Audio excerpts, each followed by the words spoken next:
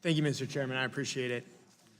Mr. Chairman, this amendment adds a simple finding to this bill that puts the blame for Venezuela's economy, the humanitarian crisis, the security crisis, and the refugee crisis squarely where it belongs, and that is on socialism.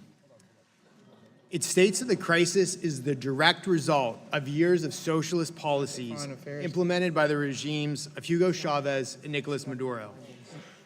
Mr. Chairman, Venezuela should be the wealthiest country in the world. I'm sorry, in South America, the wealthiest country in South America. Committee is not in order. Gentleman will proceed. Thank you, Mr. Chairman. Venezuela used to be the wealthiest country in South America. It is gifted with vast oil reserves, and it should be thriving to this day.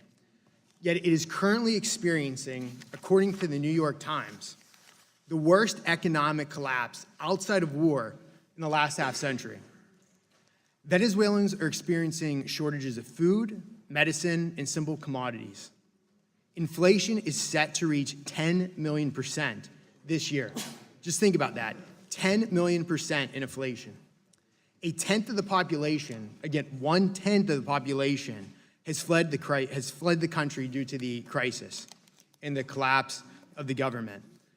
Just a few months ago, I was on the border of Venezuela and Colombia, and I was watching as Venezuelans crossed over into Colombia.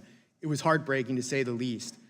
I talked to many of the refugees who were talking about the conditions they fled from.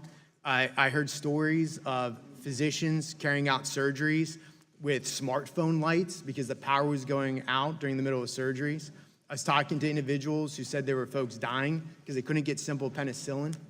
And to this day, 5% of the Colombian population is actually Venezuelan refugees. It truly is a crisis on a scale that I think a lot of people do not recognize. And what has caused this?